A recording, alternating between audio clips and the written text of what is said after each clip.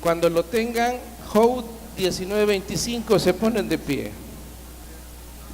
Damos la bienvenida a Axel, hermana Uri Medina, que nos visita, ella es de la casa siempre, hermana Julieta, hermano Lisbeth, y a mi hermano Lorenzo Salazar. Bienvenidos a la casa del Señor. Cristian Colón también nos visita. Bienvenidos a la casa del Señor. Y saludamos a los hermanos que nos están sintonizando a través del internet. Hay un reporte desde Italia y otros de Estados Unidos, y una familia de la iglesia que anda por ahí en algún lugar de Sonsonate. Dice la palabra del Señor, ¿lo tienen? Lo vamos a leer todos juntos. Yo sé que mi Redentor vive, y al fin se levantará sobre el polvo, y después de deshecha esta mi piel, en mi carne he de ver a Dios, al cual veré por mí mismo, y mis ojos lo verán, y no otro, aunque mi corazón desfallece dentro de mí. Gracias, Señor, por tu palabra. Que tu Espíritu Santo, Señor, ahora hable a nuestros corazones. Quita, Señor, todo prejuicio de nuestras mentes, todo cansancio, Señor, y que podamos escuchar tu palabra hoy. Gracias, Señor. Amén. Pueden sentarse. La Biblia es el libro más leído en el mundo. Es el libro que se ha traducido más veces y se sigue traduciendo a diferentes idiomas, dialectos en el mundo. Y es el libro que más ha influenciado y sigue influenciando al hombre. Y es que la Biblia, como dice nuestro pastor, es la palabra de Dios. Es decir, no contiene la palabra de Dios, sino que es la palabra de Dios. Y en su contenido, desde la primera página hasta la última palabra donde dice amén, se escribe la historia de amor jamás nunca escrita ni vivida en el mundo. Se describe el plan divino para salvar al hombre, lo que nosotros llamamos el plan de redención o de salvación. La Biblia nos cuenta la historia de Jesús desde el inicio hasta el final. Ningún hombre, ningún profeta, ningún líder, ningún rey, nadie más ha sido revelado su llegada antes de su nacimiento.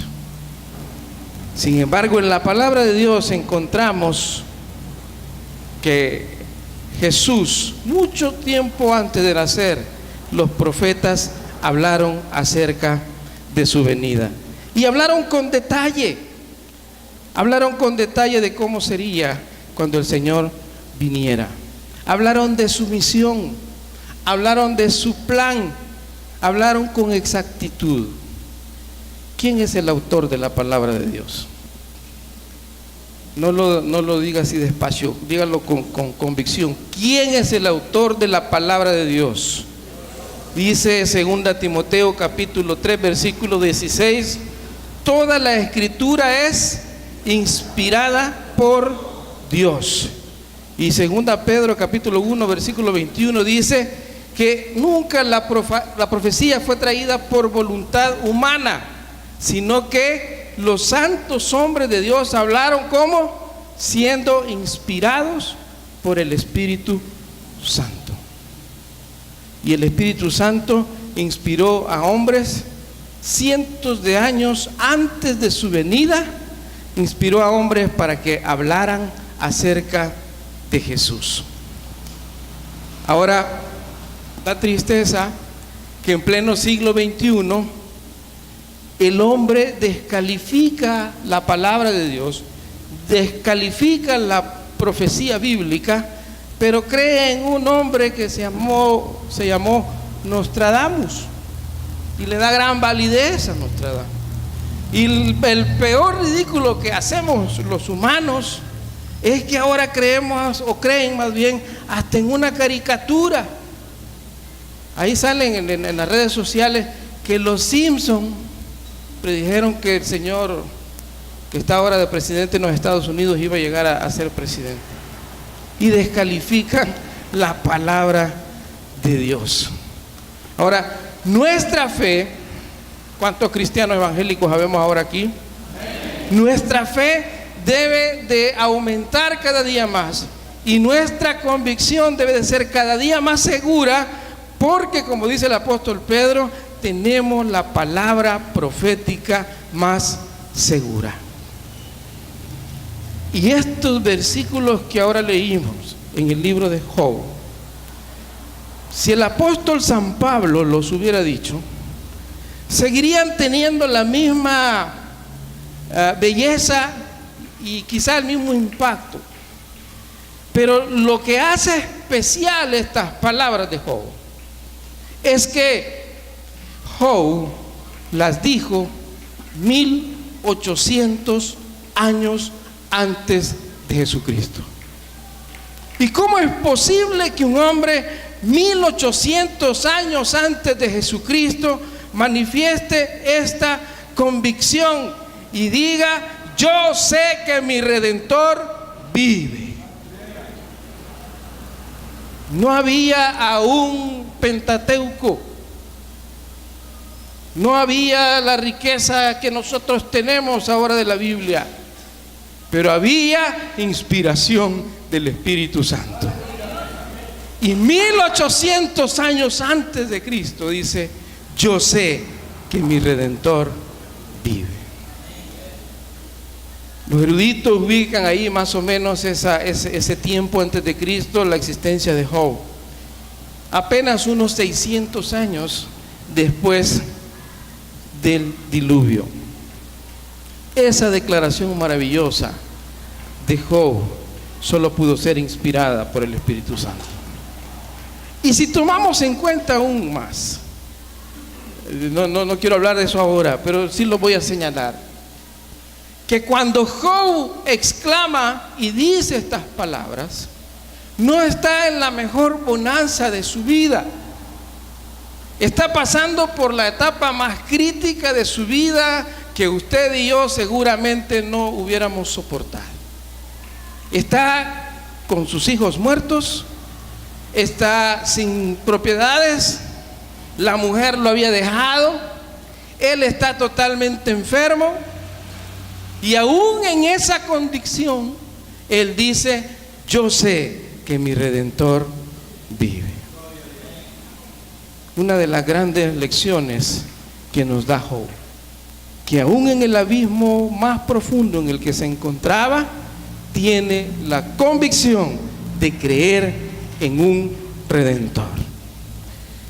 Los profetas, como Isaías, escribieron 754 años antes de Cristo. Y las palabras del profeta Isaías tiene cierta significado para el momento en que el profeta estaba viviendo. Seguramente Isaías, inspirado por el Espíritu Santo, dice: como cordero inmolado fue llevado al matadero. Y dice: y por él llevó nuestras enfermedades, el pecado de nuestra paz fue sobre él, y por su llaga fuimos nosotros curados. Seguramente Isaías no está viendo a ese Jesús que usted y yo conocemos. Quizás no entendió esas palabras en el futuro como nosotros lo entendemos ahora. Y esa inspiración que ahora nosotros la conocemos, la disfrutamos y hace que nuestra fe aumente, es inspiración del Espíritu Santo. ¿Qué conexión podría haber en aquellos tiempos entre el patriarca Job que dijo: mi Redentor vive 1800 años antes de Cristo. Y casi 1000 años después, que Isaías dice del Señor que Él moriría en la cruz y todo lo demás, ¿qué conexión podíamos encontrar humana? Ninguna. Más de 1000 años. Job vivía en la tierra de Uz, dice la Biblia, ¿verdad? A saber dónde queda. Y Isaías estaba en Israel 1000 años después. Pero hay una conexión divina, hay una revelación espiritual que solo la da el Espíritu Santo. Y Miqueas dice, o revela más bien, el lugar de donde iba a nacer Jesús. Es decir, el Antiguo Testamento nos revela a nosotros. Probablemente Job no sabía la dimensión de sus palabras, solo expresó su convicción, su fe, su seguridad en un Redentor, pero no conocía todo el plan. Igual Isaías fue un instrumento de Dios, y él dijo algunas palabras, habló, es el profeta mesiánico, y seguramente no entendía no conocía todo el plan de Dios. Pero ahora usted y yo tenemos el privilegio de leer a Job, que escribió 1800 años antes de Cristo, y de estudiar la palabra de Dios en el libro de Isaías 750 y tantos años antes de Cristo, y luego ver los evangelios donde Cristo viene, y luego ver hasta el profeta Juan, donde él nos describe a un Cristo que vino y murió en la cruz como cordero inmolado, pero que ahora está a la diestra del Padre y es digno de alabanza y de toda gloria. Qué privilegio el que el Señor nos ha dado. Quizás no estaban comprendiendo los profetas la dimensión de sus palabras, y si lo entendía de una manera limitada. Para los israelitas, estaban esperando a ese Mesías, a ese Salvador que los iba a liberar del imperio romano. Pero nosotros ahora tenemos el privilegio de poder ver a Jesús y comprender a qué se referían aquellos profetas. Luego, en los evangelios, el autor de este libro sagrado, el Espíritu Santo, Dios, nos describe a Jesús como ese Redentor, a ese verdadero Salvador. Y dice el profeta Isaías, cuando inicia en uno de sus capítulos hablando del Señor Jesús, le veremos, dice, mas sin atractivo para que le deseemos. ¿Y dónde nació Jesús? Nació en un lugar, en un pesebre, en un lugar donde nadie se imagina que iba a nacer un niño, y menos el Salvador. ¿De dónde venía la familia de Jesús? De una aldea que se llamaba Nazaret. Como nació en un pesebre, como era el hijo de un carpintero, como venía de esta aldea llamada Nazaret, como murió de la peor manera que en aquellos tiempos alguien podía morir, y en medio de 2 delincuentes, le vimos, o le vieron allá en aquel tiempo, y no le conocieron. Él se presentó un día en la sinagoga y leyó el libro de Isaías, y al final de la exposición dice: esta profecía se ha cumplido hoy. Y aquellos hombres que estaban allá enfrente no entendieron. Por momentos el Espíritu de Dios abría el entendimiento de las personas. Y un día estaba preguntando Jesús a sus discípulos, que tenían tiempo de estar con Él ahí, días, meses de estar con Él. Y se regó el rumor que él era Elías, que él era Juan, que él era aquí, y Eliseo. Y entonces Jesús les dice: ¿y ustedes quién piensa que soy yo? Y Pedro da la respuesta correcta. Le dice: tú eres el Cristo, el Hijo del Dios viviente. Y el Señor le aclara que esa respuesta no ha sido de él, sino que ha sido dada por el Espíritu Santo.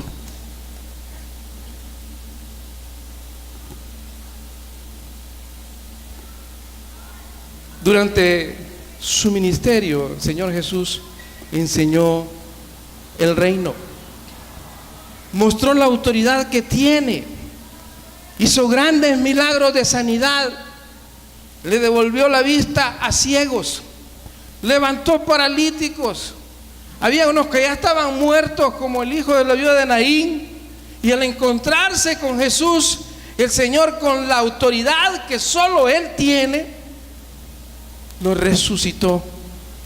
Y tantos milagros que el Señor hizo. Y esa autoridad, ese poder para hacer milagros, solo la puede tener el Cristo, el Hijo del Dios viviente, nuestro Salvador, el Redentor del que hablaba Job, el Redentor, el Mesías del que profetizó Isaías, del que profetizó Miqueas. Y no solo autoridad para sanar, sino autoridad para echar fuera demonios. Esa autoridad solo la tiene nuestro Redentor, de echar fuera demonios. Y un día hizo un milagro en frente de los fariseos. Y antes de que le cuestionaran oralmente, porque en su mente ya lo habían hecho, el Señor les cuestiona y les pregunta: ¿qué es más fácil? ¿Sanar o perdonar los pecados? Y el Señor continúa diciendo: pues para que vean que el Hijo de Dios tiene autoridad y poder, dice, sana aquel hombre y perdona sus pecados. Esa autoridad solo la tiene nuestro Redentor, el Redentor que describe Job, el Mesías y Redentor que describe Isaías, el Mesías, Redentor, sanador que vieron los discípulos y las personas que vieron al Señor Jesús mientras estuvo en la tierra. Y me encantan esas palabras de Juan en el capítulo 1, versículo 14.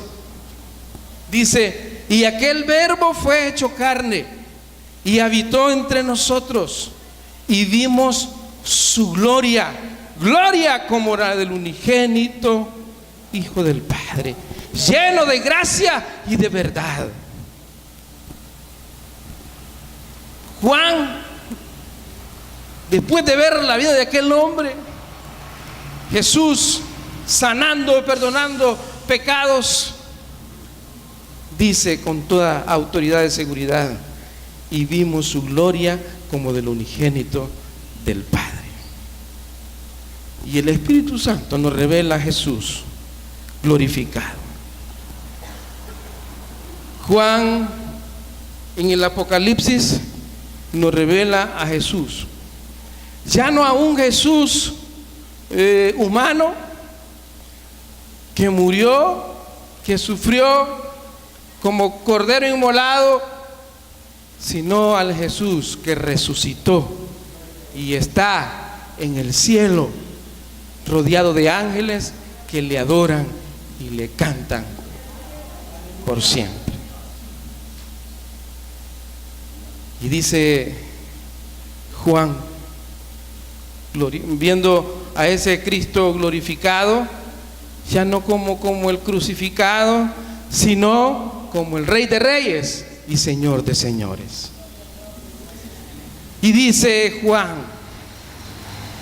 que un día el Redentor que vio Job 1800 años antes de Cristo, el Mesías, el Redentor que describe Isaías de una manera casi particular y específica con su misión, el Mesías que describe el profeta Miqueas y los demás profetas, el Mesías, el Salvador que vieron los discípulos de la época cuando él estuvo en su ministerio terrenal, el Jesús que vieron aquellos 400 y tantas personas un día después de 40 días que él había resucitado, que vieron y estaban reunidos en un monte y lo vieron subir con las nubes hacia el cielo.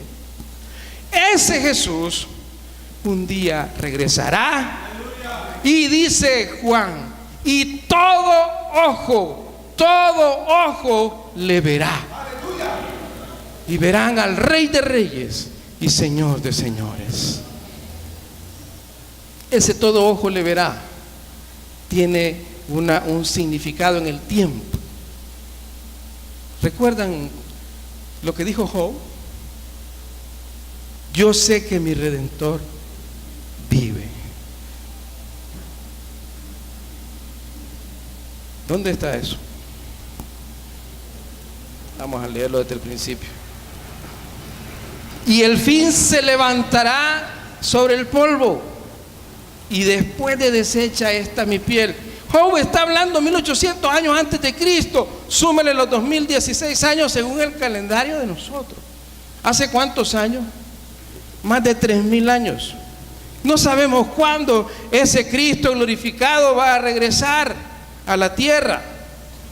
Pero Job dice: al cual veré por mí mismo, y mis ojos lo verán.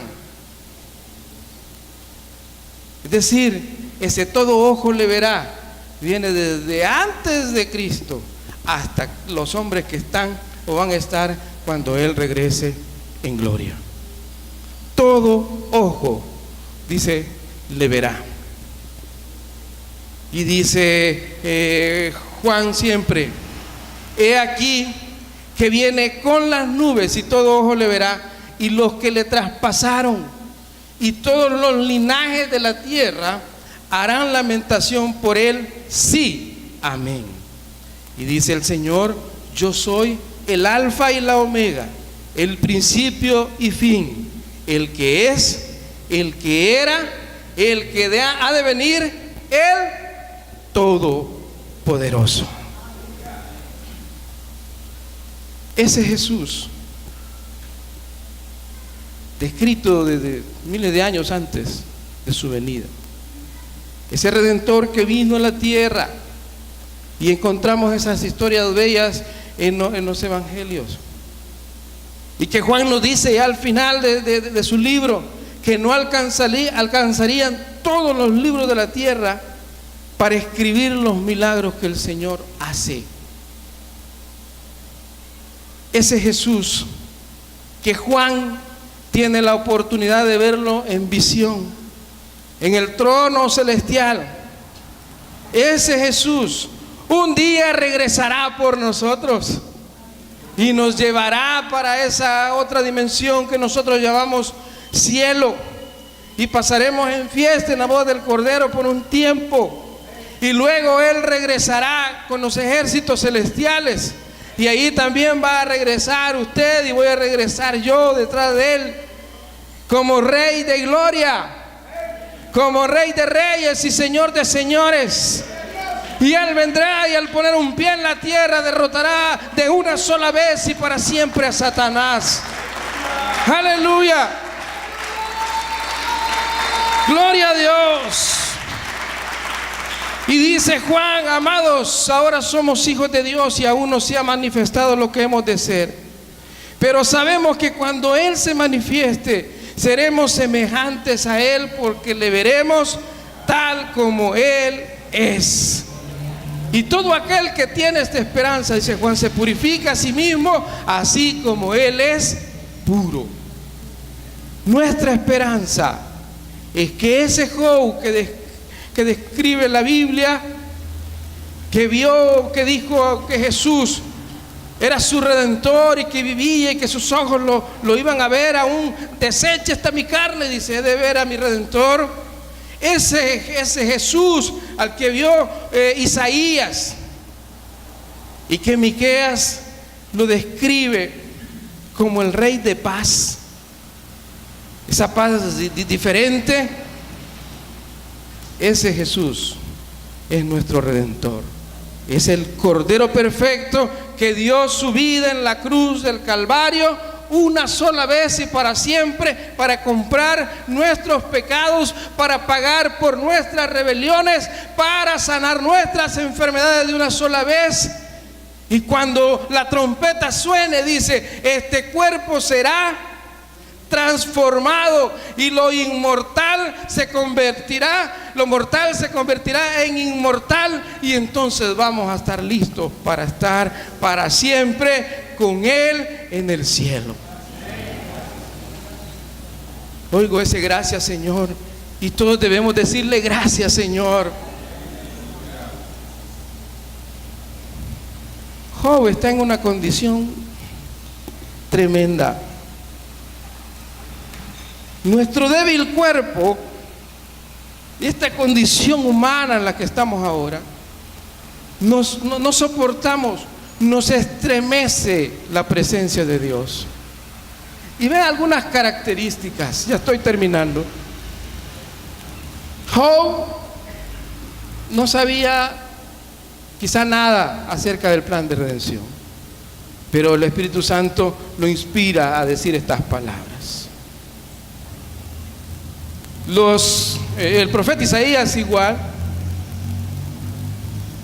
las personas que estuvieron con él, los discípulos y todos los demás, tuvieron el privilegio de tenerlo y de verlo, pero no comprendieron, no lo conocieron realmente como el Salvador, como el Mesías.